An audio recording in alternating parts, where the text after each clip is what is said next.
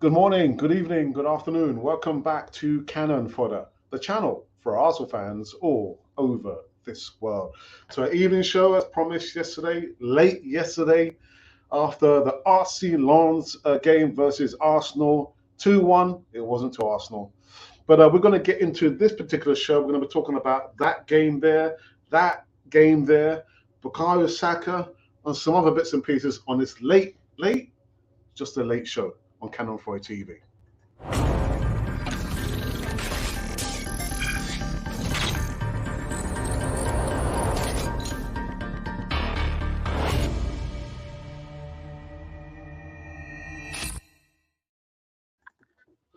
Yes, welcome back to Canon Fodder TV, the channel for Arsenal fans all over this world. Even show over here, it's bump day for you, but Wednesday for me. It is Wednesday. Yeah, Wednesday, Monday, Tuesday. Wednesday. Yeah. We don't have that sign about you guys need to subscribe. You don't have to. You don't even have to click the like button. Just can you lend me your ears for the next 15, 20, maybe 25 minutes? Thank you. Thank you for that. Right, so on the top of the show, listen, some serious news, and we've been waiting for this. Mikel Arteta said that Bukayo Saka's latest injury is a worry. Well, what about the last injury and the injury before that and then last season? But does not regret picking him to play in Arsenal's 2-1 defeat at the hands of RC Lens in the Champions League last night. Now, Saka did set up Gabriel Jesus' goal, went off with a muscular problem in the 34th minute, and his side lost for the first time this season. Arteta said, we don't know anything more. He knows, but he's just been told not to say anything.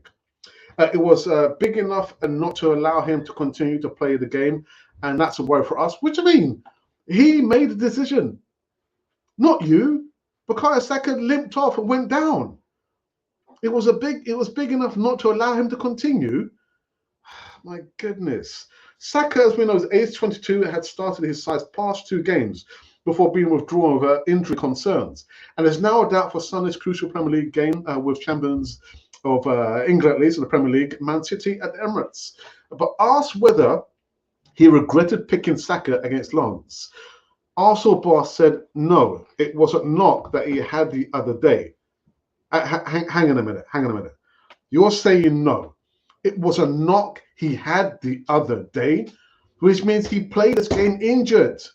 He was injured. And he was perfectly fine. Okay.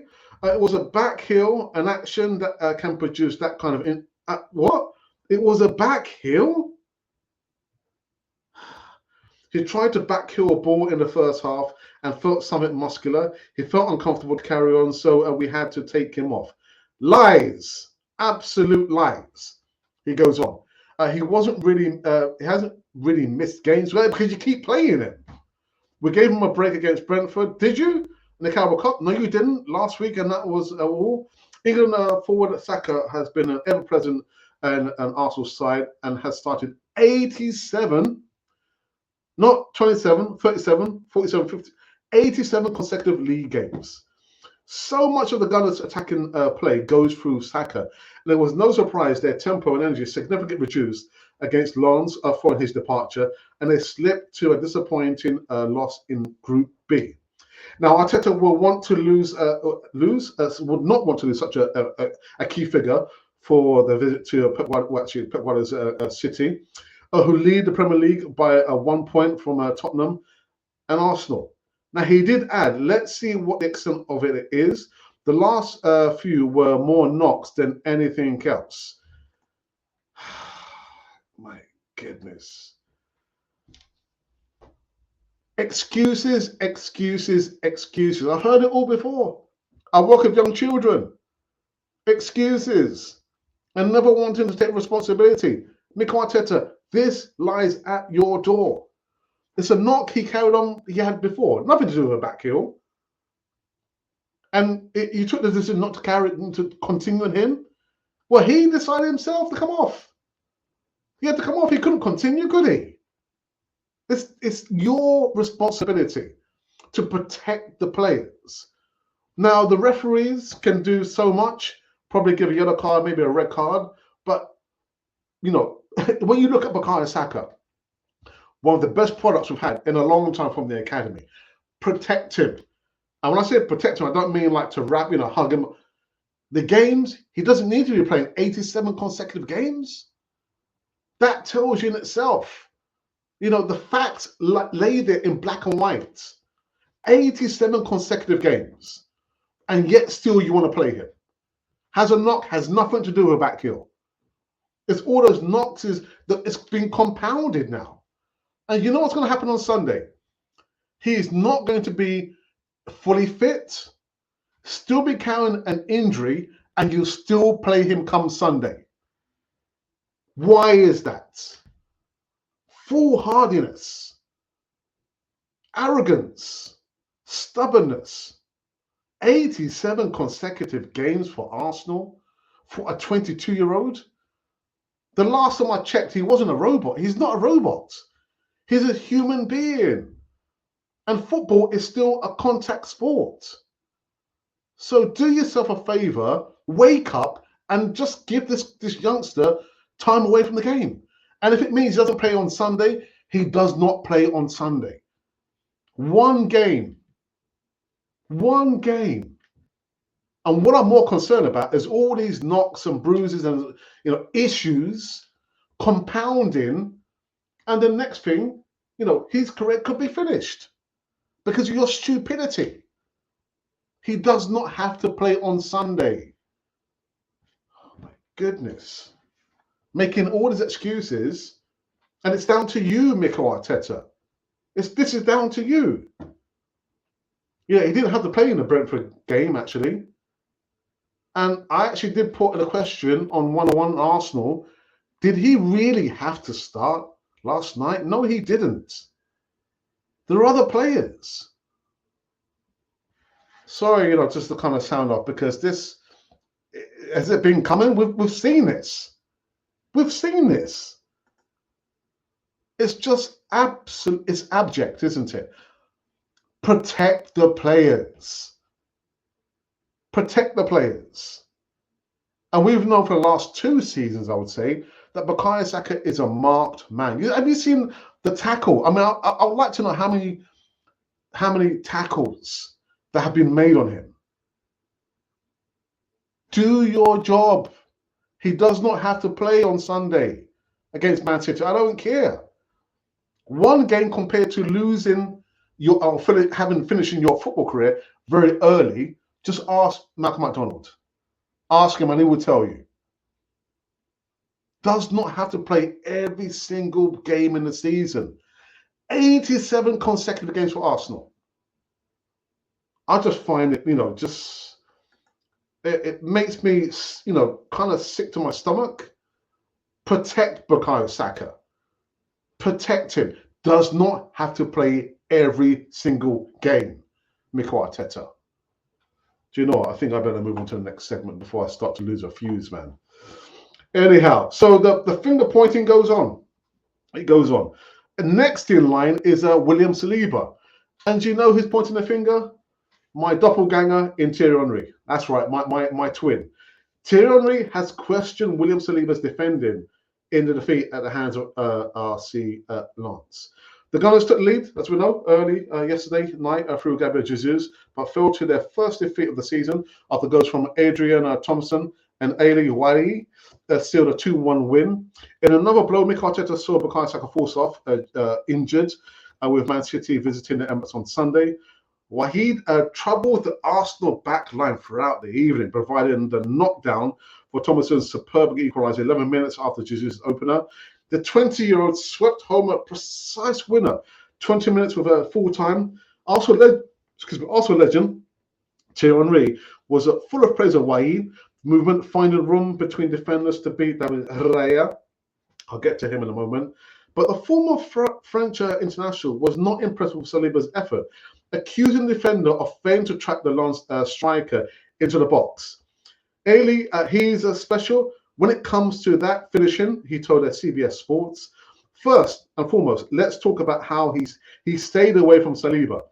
You see, you don't need to go and break your neck Saliba will beat you to the first ball, stay in a good position between the two lines, and Wahid does that.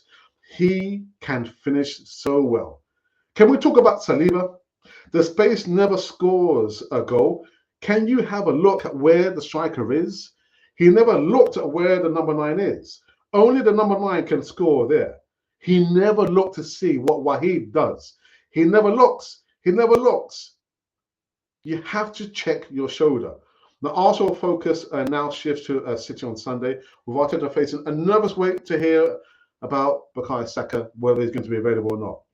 Now, Thierry Henry does make me laugh. And I've got to say, I disagree with him. Because I checked it. I was looking at it. And the build-up before the goal, who was supposed to be tracking Wahid? It was Declan Rice. Declan Rice let him go. Track him. You're supposed to be the midfielder. I mean, there was some way for Wahid to go, maybe 20 yards. He was your guy. Track him. Not William Saliba. This is not William Saliba's fault. Thierry, my double, my body double. Yeah, not William Saliba. And you said it yourself, actually, you know, Wahid is a really good striker. That's what he does. But track the player, not William Saliba, Declan Rice. And like I said last night, sometimes you have to hold your hands up and just say, we were beaten by the better team. We were beaten by a better team, a better drill team. And to think they've not been in the Champions League for 20 odd years, 21 years. And they use the stadium, the 12th man, just to drown out any kind of sound from Arsenal. Any kind of sound from their away supporters. That's what you do. Use your house or your home as a fortress. Don't anyone come there and bully you. So I don't want to give it a prediction just yet for the game against Man City, but I think I know where this one's going to be going. But William Saliba, I don't blame William Saliba. Not one iota.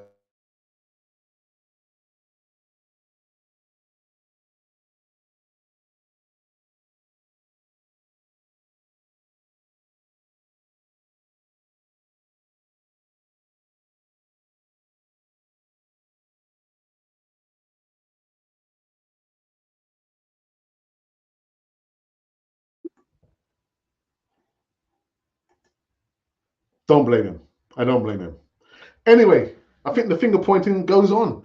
We've still got one more to go. Next player who gets pointed out or gets called out is Alexander Zinchenko. Zinchenko noise. Now Arsenal, as we know, faced a bitter defeat, last night against RC Lens. And Michael Owen, former Liverpool Man United star, did not mince his words when it came to Zinchenko's role in the defeat. Speaking on TNT Sports, Owen said, Zinchenko is halfway house, isn't he? He has to either get close and affect the ball, either tackle or bring the player down or something, or he stays where he is. But he can't give himself away so easily, sluggish. As soon as he was played around, sluggish. We were talking before, he often gets brought off in games. Can he last games fitness-wise and stuff like that? He looked tired when Alonso played 1-2 passes. The Martin Keown, Gunners defender, echoed Owen's sentiments. I think Zinchenko just gets done, doesn't he?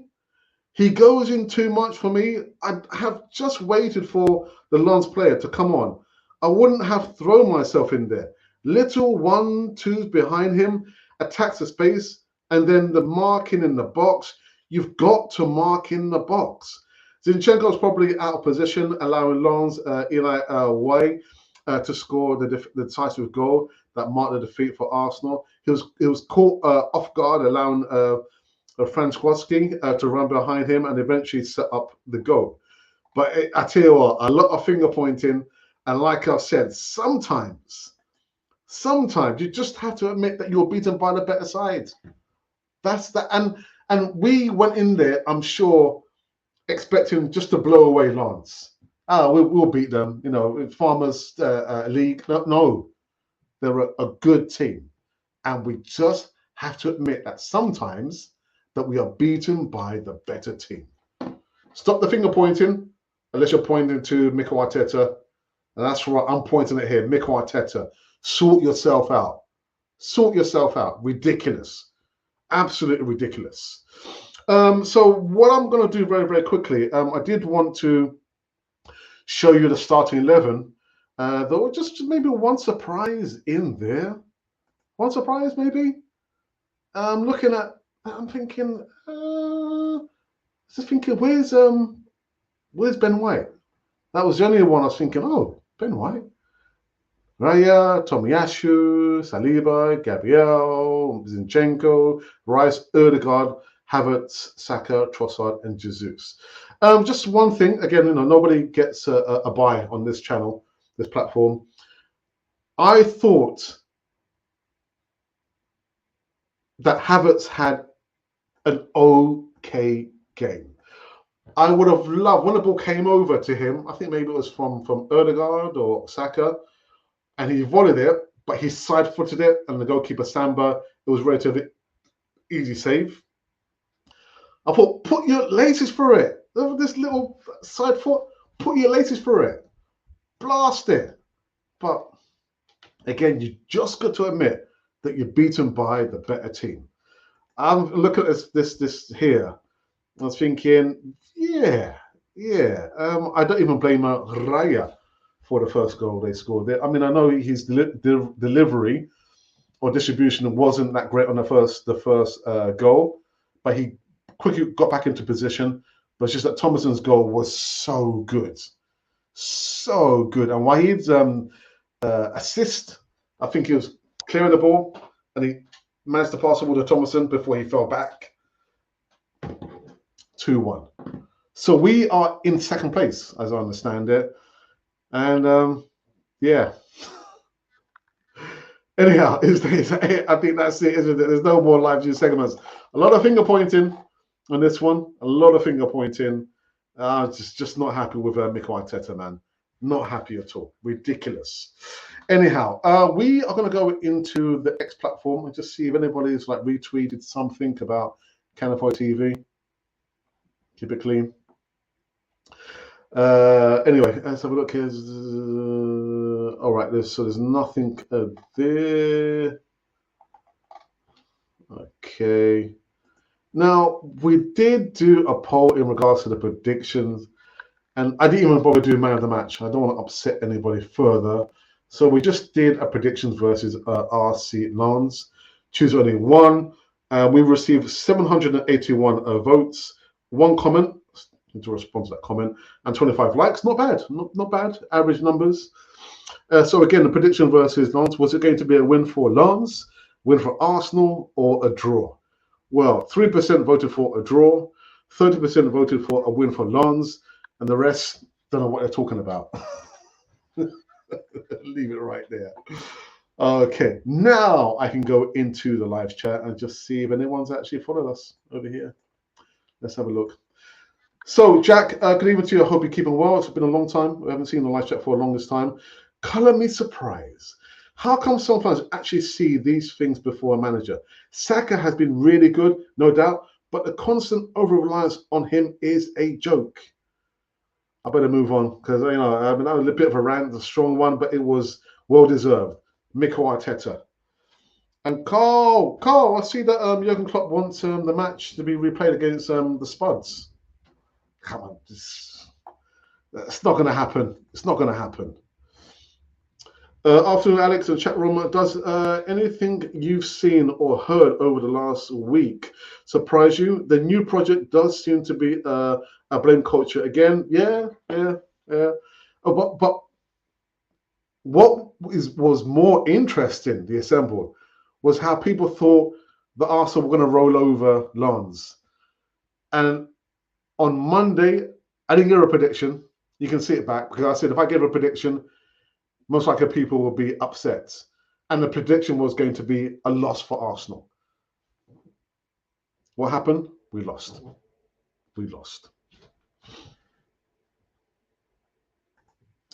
No, it shouldn't. It shouldn't. It shouldn't. But I heard bits of the audio. What a farce! It's like, what were those comedians? Lauren Hardy. After you, no, after you, after you, after you. What happened? I don't know. What happened after you? Oh, absolutely ridiculous. But for it to be replayed, nah, no, no, no, no, no, no, no. Well, let's hope. Lessons learned with this. VAR has been here with us for 4 years, 3, 4 years, and still yet we're seeing these glaring mistakes. You got the main guy, you got the assistant VAR, you got somebody else, you got the lino, you got the referee, and still they make this error. Ah, dearie me. But just to go back to the assembles are coming after, no, I'm not surprised. The new project does seem to be blame culture again. Yes, yeah, we're blaming everyone. What's happened here? Sorry, people. Oh, what's happened there? There we go.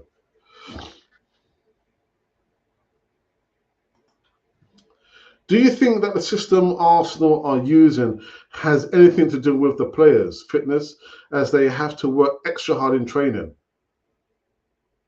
No, I just think when you look at the game, Lens were relentless in this particular game. I don't think it's fatigue over the course of us being back in the Champions League.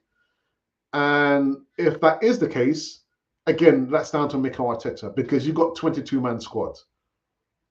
But I wouldn't say it's that. I think the opposition were just so relentless, and we just kind of, like I said, got Zinchenko there, finger pointing.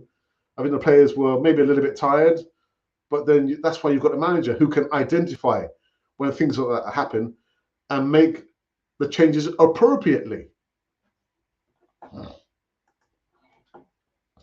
Continental Europe use VAR differently to us. Yeah, I think you hear the referee, the decision, and explain why, or the communication. But human error, isn't it? Human error. Again, for me, I'll get rid of VAR. Get rid of it. Get it out. Get it out. Okay, let's just have another look here before I wrap up this one. I was going to say, no, I do apologize for the rant, but I don't apologize for the rant. So I don't. I don't. Ridiculous. Absolutely ridiculous. So let's just check something here. Okay, so I'm going to check as well.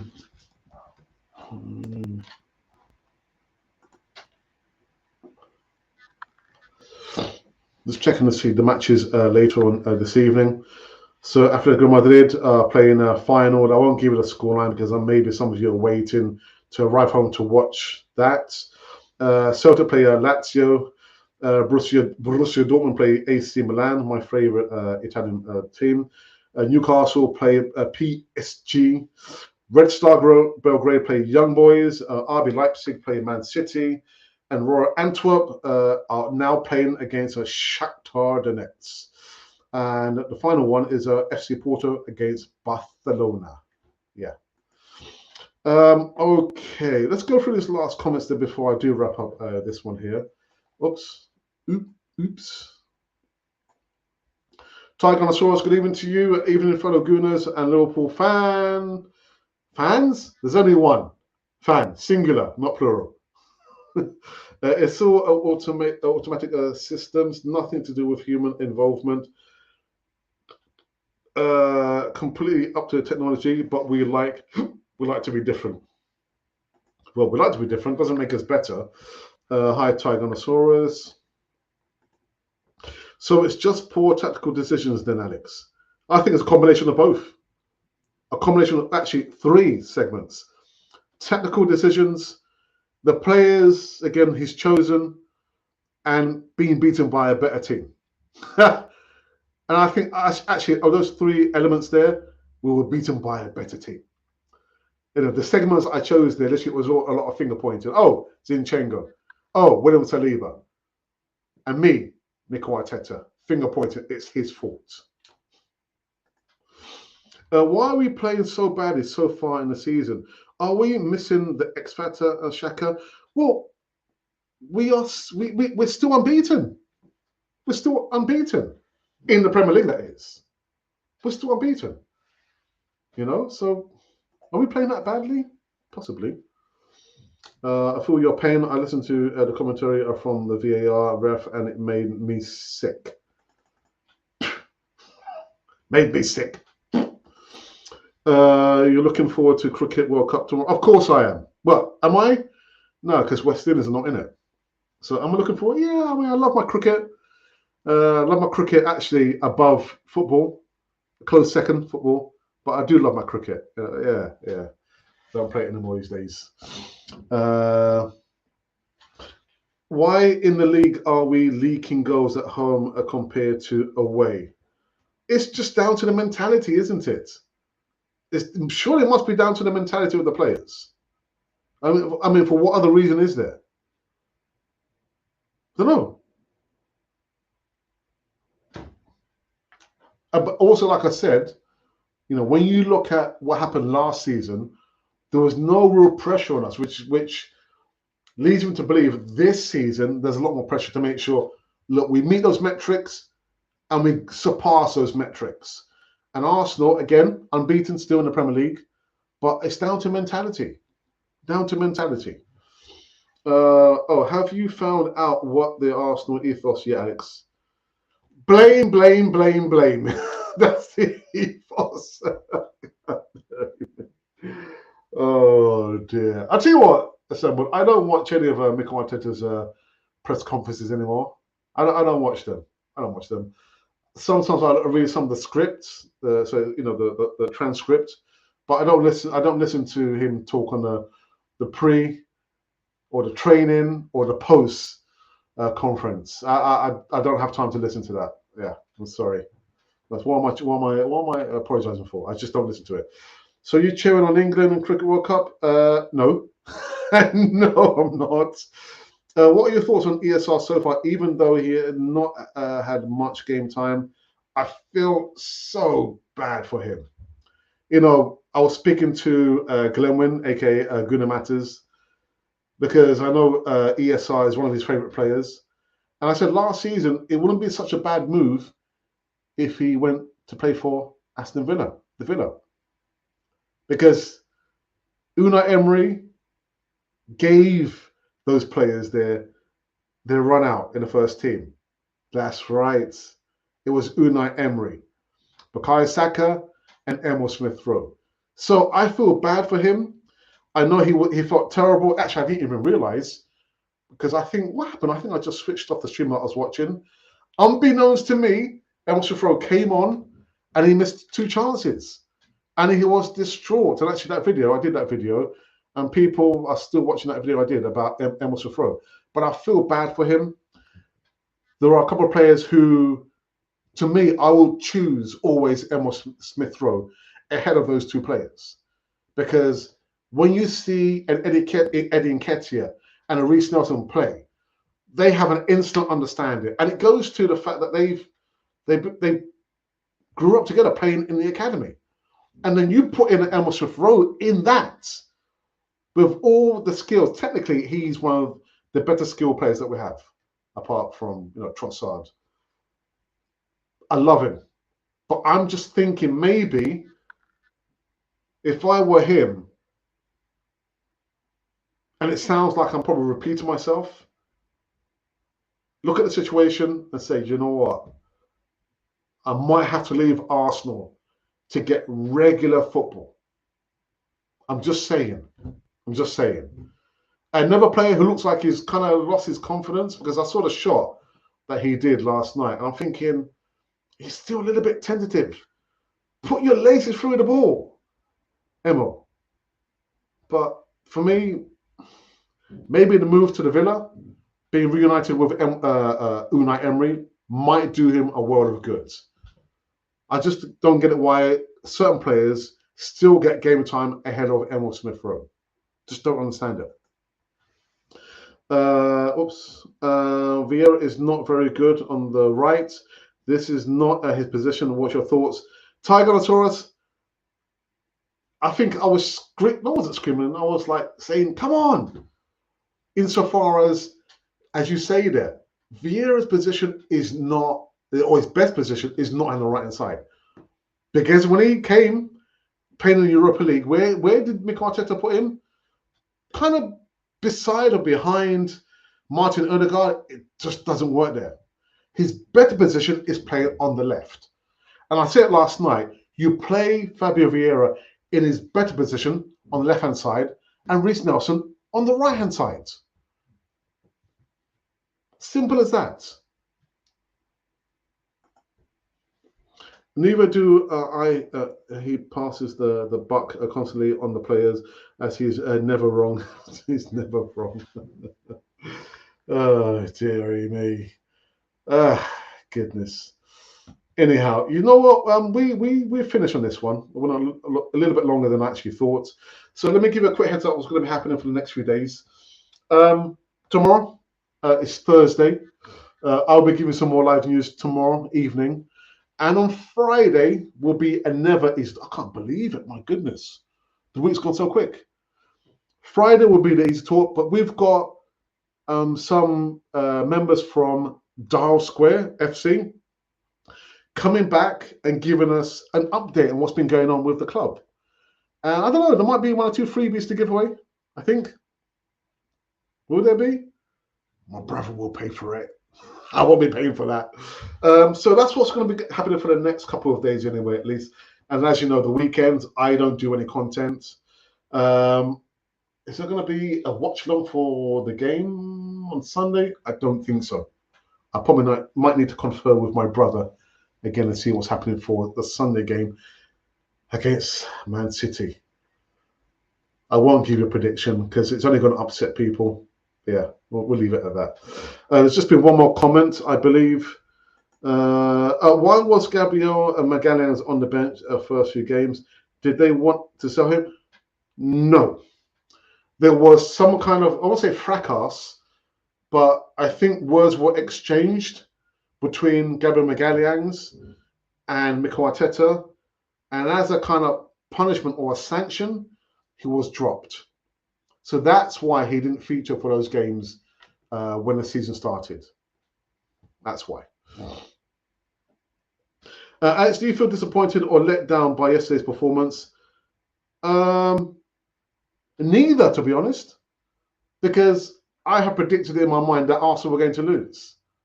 So I feel neither. Disappointed or let down? No. Just let down by the fact that we've played Bukayo Saka, which I've spoken about at the top of the show. But let down or disappointed? Not so. Not so. Lens are a very good team. A very good team. I mean, you see the guy who was marking Gabriel Jesus, the physicality, the speed of the defender, not to give him any space. I mean, I can't blame him for the goal that Gabriel Jesus scored because he wasn't expecting for them to give away the ball in that area there. But the physicality, and literally once they've lost the ball, what do? They got back in position. I think it was a bank of 3 and then a 4. They were well formatted and well drilled. Disappointed? No. Let down? No. Surprised? No. Lens are a very good team, and they proved it. 2-1. 2-1. Right, go through these last ones here. Thank you, Tygonosaurus, for that. 2-2 City. I don't think so. Don't think so.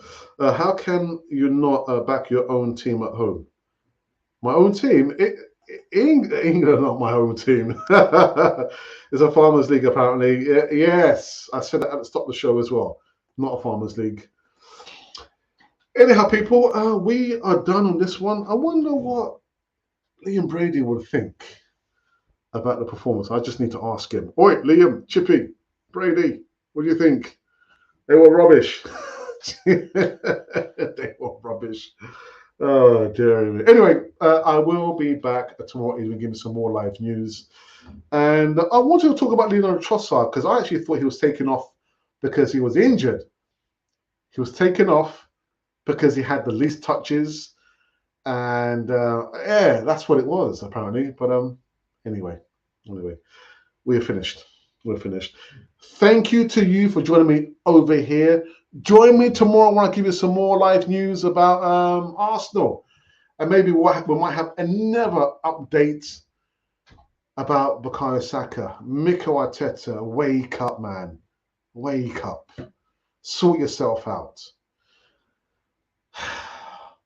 Cannon Fodder, the channel for Arsenal fans all over this world.